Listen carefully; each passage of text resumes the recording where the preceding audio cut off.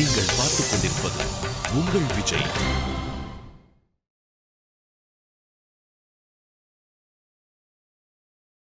நம்ம கண்ணோட்டத்திலிருந்து ஆராதனம் எல்லா விதத்தில் திருப்தி அளிக்கணும். அது மானசம், காயிகம், வாச்சிகம். அவருடைய கண்ணோட்டத்திலேருந்து எல்லா விதத்திலையும் திருப்தி அளிக்கணும். தேச, கால, வஸ்து, அதிகாரி, ஆரார், இந்த நாலு ஞாபகம் வச்சுக்கோ. தேசம், காலம், வஸ்து, அதிகாரி, பாவம். பாவம்னா அந்தந்த அதிகாரிக்கு எந்த பாவனையோட சமர்ப்பிக்கிறான்னு இருக்கும் இல்லையோ, இது பாவம் இல்லை, பாவம். நாலாவது பா, எந்த அதிகாரி எந்த பாவனையோடு சமர்ப்பிக்கிறான், இது கொண்டு பெருமாள் திருப்திப்படுகிறார். அப்போ இந்த ரெண்டுமே முழுமையாக நிறைவேறணும். நிறைவேறினா ஆராதனை நிறைவேறிற்று என்று அப்பதான் பொருள்படும். இப்படின்னு அடியை சொல்லி முடிக்கிறதுக்குள்ளேயே இது என்ன நடக்க போகிறத பற்றி இன்றைக்கி இவர் பேச போகிறாரா, இல்லை நிச்சயமாக நடக்காததை பற்றி ஆரம்பிச்சிருக்காரா, பூர்வ பீட்டிகை அவதாரிக்கை பார்த்தாலே இது ஆகாது போல் இருக்கே அப்படிங்கிற எண்ணம் வந்துடும். கண்டிப்பாக ஆகும். ஏன் ஆகும்னால், எருத்தனை குறைச்சலாக பெருமாளுக்கு நாம் சமர்ப்பிப்போம். அப்போ குறைச்சலாக வாங்கிட்டதா தானே வச்சுப்பார். கோபிகள்கிட்ட வாங்கிட்டா கோபிகை கொடுத்ததா தானே இருக்கும். விதுரர் இடத்துல வாங்கிட்டா விதுரர் கொடுத்ததா தானே இருக்கும். அடியே மாம்பழம் கொடுத்தா அது சாத்துக்குடி பழம் கொடுத்ததா இருக்காது. சாத்துக்குடி பழம் சமர்ப்பிச்சேன்னா அது மாதுளம்பழமாக இருக்காது. அடியே எங்கே எல்லா பழத்தையும் வாங்குவேனா சமர்ப்பிப்பேனா. அப்போ இது முதலுக்கே நடக்காது போல் இருக்கே. எங்கே ஆராதனம் பண்ணி எங்கே நான் அவரை பிரீணனம், அவரை திருப்தி அடைவிக்க முடியுமானால் அந்த இடத்துல தான் முக்கியமான ஒரு கருத்து நம்ம ஞாபகம் வச்சுக்கணும். இப்போ யாரோ ஒருத்தருக்கு கொண்டு போய் நம்ம மாதுளம்பழம் கொடுத்தோம்னால் அவர் அதை சாப்பிட்டு மாதுளம்பழம் பெற்ற இன்பத்தை தான் பெறுவார். மாம்பழம் சாப்பிட்ட இன்பம் அவருக்கு கிடைக்காது. ஏன்னா அவர் சாப்பிட்டா தான் இன்பமே அடைவார். ஒன்று மாதுளம்பழத்தை வாயில் போட்டுட்டு அது ருச்சி உள்ளே போச்சுன்னா தான் நமக்கு மாதுளம்பழனே தெரியும். இப்போ நல்ல மல்லிகை புஷ்பம், மல்லிகை புஷ்பத்தை ஒருத்தர் கொடுத்தால் அதை போட்டுண்டு அதை சூடிண்டு என்ன திருப்திப்படுவாரோ அது தாமரை புஷ்பத்தினால வராது. அப்போ அந்தந்த புஷ்பம் எல்லாத்தையும் சமர்ப்பிச்சா தான் வாங்கிப்பார். ஆனால் பெருமானிடத்தில் ஒரு வேறுபாடு உள்ளது. அவனுக்கு அவாப்த சமஸ்த காமன்னு திருநாமம் உண்டு.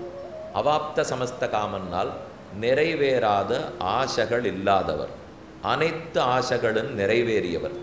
இனி ஏதோ ஒரு பொருளாலோ யாரோ ஒருத்தன் சமர்ப்பிப்பதாலோ ஏதோ இடத்தில் கொடுப்பதாலோ ஏதோ நேரத்தில் கொடுப்பதாலோ அவர் திருப்திப்பட வேண்டிய தேவையில்லை. அனைத்தும் அடைந்தவர். லோகத்தில் ஏன் மாதுளம்பழம் கொடுத்தா மாம்பழமாக மாட்டேங்கிறது? அதது அவாவாளுக்கு அவ்வளவுதான். அதுக்கு மேலே ஒன்று மற்றொன்றாக முடியாது. அந்த சக்தி நம்மிடத்தில் இல்லை. ஆனால் பகவானை பொறுத்தவரை அனைத்தையும் பெற்றுக்கொண்ட இன்பத்தோடே நானவாப்தம் அவாப்தவ்யம் வர்த்த ஏவச்ச கர்மணி என்று கண்ணனே கீதையில் சாதித்தார் போல், எனக்கு இனி அடைய வேண்டியது ஏதுமில்லை அர்ஜுனா, அனைத்தையும் நான் அடைந்திருக்கிறேன், முழுவதும் திருப்தியோடு இருக்கிறேன். அப்போ ஏற்கனவே திருப்தி, ஆனந்தம், சித்தம் மனசில் நன்னா வாங்கிக்கோங்க. அப்போ தான் மேலே பார்க்க போகிற எல்லாமே ஞாபகத்துக்கு இருக்கும். இது ஒரு முள்ளு மேலே நடக்கிறாப்புல கம்பி மேலே நடக்கிறாப்புல விஷயம். ஒரு பக்கம் சரியாக புரிஞ்சிட்டோம்னா கண்டிப்பாக பண்ணணுங்கிற விருப்பம் வரும்.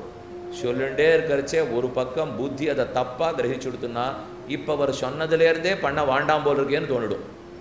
இதுக்காக தான் ரொம்ப ஜாகிரதையாக சொல்கிறேன். இப்போது பகவானிடத்திலே அவன் அவாப்த சமஸ்த காமன், அனைத்து ஆசைகளும் நிரம்ப பெற்றவர்.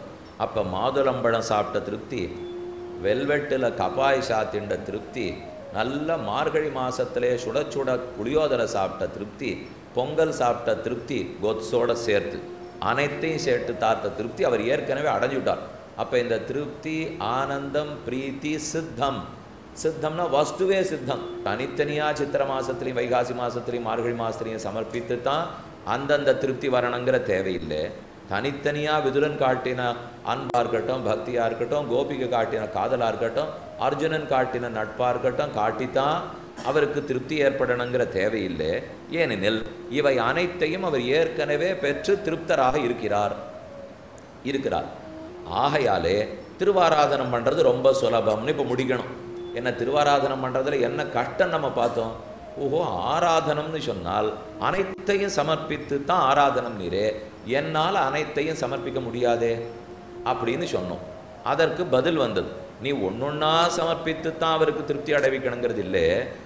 ஒரு ரூபாய் வாழைப்பழத்தை சமர்ப்பிச்சியானா கூட நீ சமர்ப்பித்து விட்டாயின்னு அவர் பார்க்கிறாரே தவிர, அன்போடு சமர்ப்பித்தாயின்னு பார்க்கிறாரே தவிர, அது வாழைப்பழம் ஒத்த ரூபாய் வாழைப்பழமா 25 ரூபாய் மாதுளம்பழமா என்று பார்த்து பெருமாள் திருப்தி அடைகிறதில்லை. சமர்ப்பித்தாய் என்று திருப்தி கொள்ளுகிறான். ஆகவே எத்தை சமர்ப்பித்தாலும் அது எல்லாம் சமர்ப்பித்ததாகிறது. எங்கு சமர்ப்பித்தாலும் அது எங்கும் சமர்ப்பித்ததாகிறது. எப்போது சமர்ப்பித்தாலும் அது எப்போதும் சமர்ப்பித்ததாகிறது. யார் சமர்ப்பித்தாலும் அது அனைவர் முகத்தாலும் பாவனையாலும் சமர்ப்பித்ததாகிறது. ஆகவே எது முடியுமோ அதை செய். அந்த கொஞ்ச ராதனம், கொஞ்சம் பிரீணனம் பண்ணினாலே அது ஆராதனமாகிறது. அது முழு பிரீணனம் பண்ணினாகிறது. ஏனெனில் ஏற்கனவே பிரீத்தியில் அவன் சித்தி அடைந்திருக்கிறபடியால். இதான் இப்போ நம்ம பார்த்துக்க வேண்டிய வியாப்தி. அப்போ நாம் ராதிரு பிரீணனம் திராத்துவின்படி ஒரு சின்ன உபச்சாரத்தை கொடுத்தாலும் அது முழுவதுமான உபச்சாரமாக இருக்கிறது. ஏனெனில் அவர் அனைத்தையும் அடைந்து சித்தியானவர்படியால். ஆகவே நான் கொஞ்சம் சமர்ப்பித்தாலும் போதும். இது முதல் வாதத்தை நன்னா ஞாபகம் வச்சு. இதை சொல்லி முடிக்கிறதுக்குள்ள ஒரு பக்க விளைவு இருக்குது.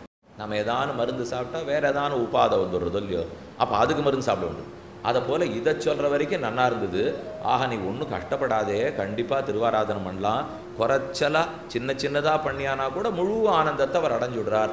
ஆகவே கண்டிப்பாக பண்ணு. அடுத்த கேள்வி ஒருத்தன் கேட்டான், இது ஏன் இத்தோட நிறுத்தணும் சுவாமி? நீர் இப்போ 10 அடியில் 9 அடி வந்துட்டீர், இன்னும் ஒரே ஒரு அடி நான் சொல்கிற அடி வரீரா?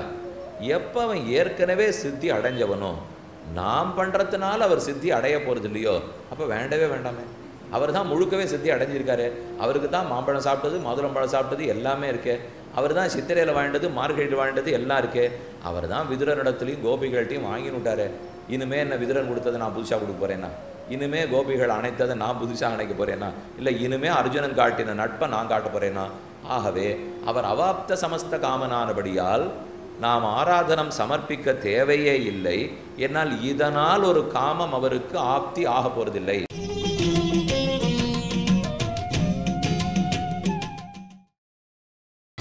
நீங்கள் பார்த்துக் கொண்டிருப்பது உங்கள் விஜய். அவர் அவாப்த சமஸ்த காமனானபடியால் நாம் ஆராதனம் சமர்ப்பிக்க தேவையே இல்லை. என்னால் இதனால் ஒரு காமம் அவருக்கு ஆப்தி ஆக போறதில்லை. இது ஒரு வாதம். ஆனால் இந்த வாதம் எங்கேருந்து ஆரம்பித்தோம்? அவர் அவாப்த சமஸ்த காமனானபடியால் நீ பண்ணுறதுக்கு கட்டப்பட வேண்டாம், குறைச்சலா பண்ணால் கூட முழுவதையும் ஏற்றுக்கொள்கிறார். இதுக்காக ஆரம்பித்த வாதம் பக்க விளைவுல முடிஞ்சு வச்சுப்போம். இப்போ இதுக்கு பதில் சொல்லி ஆகணுமோ இல்லையோ? அப்போ நாம் பண்ணாமலே இருந்தால் அப்பவும் அவர் திருப்தி அடையலாமேங்கிற கேள்வி வரும். அடையலாம். அடியேன் சொல்லிட்டு வரச்சே என்ன சொன்னேங்கிறத கொஞ்சம் உற்று நோக்குங்க. மாம்பழம் சாப்பிட்டு, மாதுளம்பழம் சாப்பிட்டு, வாழைப்பழம் சாப்பிட்டு என்ன திருப்தியோ அடைஞ்சவர். சித்திரை மாதத்தில் வாழ்ந்து, மார்கழி மாதத்தில் வாழ்ந்து, ஆனி மாதத்தில் வாழ்ந்து என்ன திருப்தியோ அடைந்தவர். அயோத்தியில் பெற்றுண்டு, ஸ்ரீரங்கத்தில் பெற்றுண்டு, திருமாலிருஞ்சோலமரில் பெற்றுண்டு என்ன சித்தியோ அடைந்தவர். விதுரரிடத்தில் பெற்றுண்டு, திரௌபதியனிடத்தில் பெற்றுண்டு, கோபிகளிடத்தில் பெற்றுண்டு என்ன சித்தியோ அடைந்தவர். இது இத்தனை அடைந்தவர் அடைந்தவர் அடைந்தவர்னு சொல்லிட்டேன். இதிலெல்லாம் அவாப்த சமஸ்த காமம் குறவில்லை.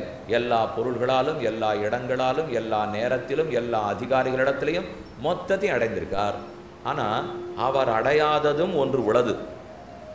எது அவர் இன்னும் அடையலைன்னால், யாரிடத்துல என்னென்ன பெற்றுக்கணுமோ எல்லாத்தையும் பெற்றுனுட்டாரே தவிர, மாதுளம்பழத்தையும் மாம்பழத்தையும் வாழ்ந்தாரே தவிர, என்னிடத்துல பக்திங்கிறத அவர் இன்னும் வாங்கிக்கலையோ இல்லையோ. இப்போ நான் அவருக்கு பக்தியை சமர்ப்பிச்சாகணும். ஒருத்தருக்கு எதை கொண்டு போய் கொடுக்கணும்? அவள்கிட்ட இல்லாதது தானே கொடுக்கணும். கல்யாணத்துக்கு கூப்பிட்டா, பத்திரிக்கை கொடுத்துட்டா போகிறோம், ஏதானு ஓதியிட வேண்டாமா? சாமானிய தமிழில் மொய்யிடுறதுன்னுவா. இப்போ நம்ம கல்யாணத்தெல்லாம் பார்த்தோன்னா ஓதிவிட்டுடா அப்படின்னு சொல்கிறாளோ இல்லையோ. என்ன ஓதிவிடலாம்? இப்போ அநேகமாக எல்லோரும் பணமாக கொடுத்துட்டு போய்ட்றா. ஏன்னா இது போகணும், இவருக்கு எந்த பொருள் வேணும் வேண்டான்னு தெரியாது. அவள் எல்லோரும் முன்னாடி கடிகாரம் வாங்கி கொடுப்பா, இல்லை தளிகை பண்ணுறதுக்கு பாத்திரம் வாங்கி கொடுப்பா. ஒரே வெங்கலப்பானை 10 பேர் வாழ்ந்து கொடுத்தாலும் 10 வெங்கலப்பானையை பண்ணி என்ன பண்ணுவார் இப்போ? அதனால் அதெல்லாம் வேண்டாம் சுவாமி. இப்போ நம்ம ஏதான ஆபரணங்கள் நகையாக வாங்கி கொடுக்கலாம். அது 500 ரூபாயாக இருக்கிறச்சே வாங்கிட்டு இருந்தோம். 2800 ரூபாயாக இருக்கிறச்சே யார் வாங்கி கொடுக்கறது? மாற்றினுட்டா. நகை வைக்கிற பொட்டியை வாங்கி கொடுத்துடலாம். இப்போ அதுதான் ரொம்ப முக்கியம். அதனால் நகை வாங்கி கொடுக்குறாளோ இல்லையோ, பொட்டி வாங்கி கொடுத்துறாளோ இல்லையோ, அதுவே நகைப்பொட்டி 10 வந்ததுனால் அப்போ கல்யாண பொண்ணு கேட்போம், வளையலையே காணும், வைக்கும் பொட்டியை வைத்து கொண்டு நான் என்ன செய்ய? அப்போ ஒருத்தர் கொடுக்குறோம்னாலே அவளிடத்துல இல்லாததை தானே சமர்ப்பிக்கணும். அப்போ தானே திருப்தியே வரும். இருக்கிறத கொடுத்தா திருப்திப்பட மாட்டாள், இல்லாததை கொடுத்தா தான் திருப்திப்படுவா. பகவான் இடத்துல மாம்பழம் இருக்குது, மாதுளம்பழம் இருக்குது, சித்திரை இருக்குது, மார்கழி இருக்குது, விதுரர் இருக்கார், கோபிகை இருக்கார், குறவில்லை. அவர்கள் எல்லாரும் இருந்தாச்சு, புறட்டும் போயாச்சு. இப்போ என்ன அவரிடத்துல இல்லைன்னால், அடியேங்கிற ஒரு பக்தனிடத்திலிருந்து பெற வேண்டிய பக்தி இன்னும் அவரிடத்துல இல்லை. அவர்கிட்ட மாதுளம்பழம் இருக்கலாம், பக்தி இருக்கணுமே. என்ன சுவாமி பேர்பட்டவர் சர்வேஸ்வரன் கண்ணன், அவர்கிட்ட பக்தியே கிடையாதானால் பக்தி இருக்க வேண்டியதே ஜீவாத்மாவிடத்துல தான், பரமாத்மாவிடத்துல இருக்காது. முதல்ல அந்த வேறுபாடை புரிஞ்சுப்போம். ரொம்ப நல்லா இருக்கும். பகவான் இடத்துல எல்லா குணங்களும் இருக்குது, அடிமைத்தனம் இருக்கான்னு ஒருத்தன் கேட்டால் என்ன பதில் சொல்கிறது? அவர்கிட்ட இருக்குமான்னு. அது எல்லா குணங்கள் இருந்தாலும் அவர் அடிமையாக இருப்பாரா? சுவாமி எல்லாம் இருக்குதுன்னு சொன்னீரே, அவர் படைக்கப்படுறவராக இருப்பாரோன்னால் படைப்பாளியாக தான் இருப்பார், படைக்கப்படுபவராக இருக்க மாட்டார். அப்போ என்ன பண்ணாலும் சுவாமி யாரோ, தலைவன் யாரோ, முதல்வன் யாரோ, உடையவன் யாரோ, அதற்குரிய குணங்கள் தான் அவரிடத்துல இருக்குமே தவிர உடைமைக்கு இருக்கிற குணம் அவரிடத்துல இருக்காது, தாசனுக்கு இருக்கிற குணம் அவரிடத்துல இருக்காது, சொத்துக்குரிய குணம் அவரிடத்துல இருக்காது. அது நம்ம இடத்துல தான் இருக்கும். அப்போ இன்னும் அதை பெருமாள் வாங்கிக்கலையோ இல்லையோ, அதை சமர்ப்பிச்சாகணும். இப்போ அவரிடத்துல பக்தி இல்லை, பக்தன் கொடுக்க வேண்டிய அன்பு இன்னும் அவர் கைக்கு வரல, அது வராதத்தை அடியன் சமர்ப்பிச்சு தான் ஆகணும். ஆகவே ஆராதனம் பண்ணித்தான் ஆகணும். ஏன்னா பண்ண வேண்டாமாங்கிற கேள்வி வந்தது. இப்போ ஆராதனம் பண்ணினாத்தான் அன்பை வெளிப்படுத்த முடியும். ஏன்? ராதிரு பிரீணனே தாத்து இல்லையோ, ஆராதனம்ங்கிற இடத்துல ராதிரு தாத்துவே பிரீணனம்ங்கிற பொருளில் வந்திருக்கு. அப்போ பிரீணனம் அவருக்கு பிரீத்தி ஏற்படுத்துறதுன்னா அடியன் சமர்ப்பிச்சு தான் ஆகணும். அதனால் அன்பை சமர்ப்பிக்கணும். அன்பை வெளிக்காட்டும் முறை, பக்தியை வெளிக்காட்டும் முறை ஆராதனம்.